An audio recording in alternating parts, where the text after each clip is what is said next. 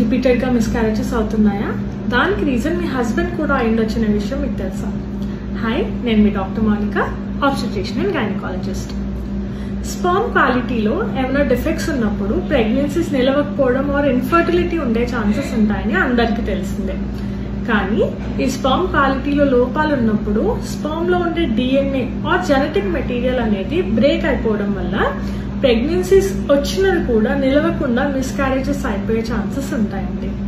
దీన్ని DNA fragmentation అంటారు. So ఒక బేబీ తయారవ్వాలంటే తల్లి నుంచి తండ్రి నుంచి జెనెటిక్ మెటీరియల్ రావాలి కదా DNA రూపంలో. కానీ స్పర్మ్లో ఏమైనా ప్రాబ్లం ఉన్నప్పుడు ఈ DNA బ్రేక్ అయిపోయే ఛాన్సెస్ ఉంటాయి. సో దీన్ని మనం ఎలా కనుక్కుంటాం? సెమెన్ శాంపిల్లోనేనండి స్పర్మ్ మీద కొన్ని రకాల టెస్ట్లు చేయడం వల్ల ఈ స్పర్మ్లో ఉన్న DNA ఎంత సివియర్గా బ్రేక్ అవుతుందనే విషయం మనం కనుక్కుంటాము. దీన్నే DNA ఫ్రాగ్మెంటేషన్ ఇండెక్స్ అంటాం. ఇఫ్ ఈ DNA fragmentation index less than 15% ఉంటే ఇది నార్మలేనండి. కానీ 25 to 30% కంటే ఎక్కువ ఉంటే సివియరిటీ ఎక్కువ ఉన్నట్టు అండ్ మిస్క్యారేజెస్కి రీజన్ కూడా ఇదే అయి ఉండే ఛాన్సెస్ ఉన్నాయి. సో దీనికి రీజన్స్ ఏంటి? ఫస్ట్ ఇంపార్టెంట్ రీజన్ ఏజ్ పెరుగుతున్న కొద్దీ స్పర్మ్ క్వాలిటీ అనేది తగ్గుతుంది కాబట్టి ఇది అయ్యే ఛాన్సెస్ ఉంటాయి. దీంతో పాటుగా smoking, alcohol, drugs and toxins and radiation exposure, even pollution exposure కూడా.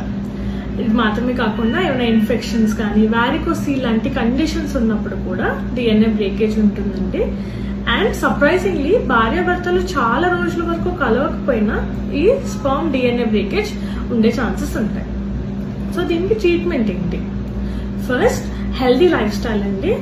హెల్దీ డైట్ తీసుకుంటూ ఎక్సర్సైజ్ చేయడం, ఆల్కహాల్, స్మోకింగ్ అండ్ డ్రగ్స్కి దూరంగా ఉండడం, ఏమైనా ఇన్ఫెక్షన్స్ ఉంటే దానికి ట్రీట్మెంట్ తీసుకోవడం.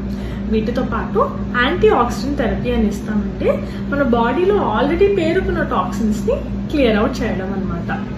So all husbands please to remember, me wife pregnancy సేఫ్గా కంటిన్యూ అవ్వాలంటే మీరు కూడా మీ హెల్త్ మీద కాన్సన్ట్రేట్ చేయాలి. ఈ ఇన్ఫర్మేషన్ కనుక మీకు యూస్ఫుల్ అనిపిస్తే మీ ఫ్రెండ్స్ అండ్ ఫ్యామిలీతో షేర్ చేయండి. ఇంకేమైనా క్వశ్చన్స్ ఉంటే కింద కామెంట్ సెక్షన్లో అడగచ్చు. Thank you.